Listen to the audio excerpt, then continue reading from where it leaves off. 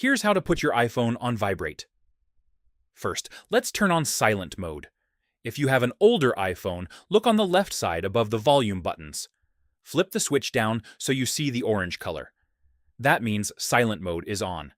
If you have a newer iPhone with an action button, just press and hold it.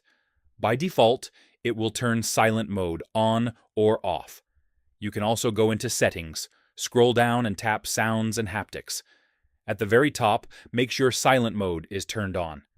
Now, this part is important. Scroll down to Haptics. Make sure it's set to either always play or play in silent mode. If this is turned off, your phone won't vibrate at all.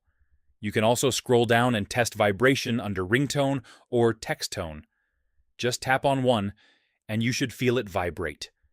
If you don't feel anything, double-check your haptic settings again. Now your iPhone is on Vibrate. You won't hear sounds, but you'll still feel calls and notifications. And that's it.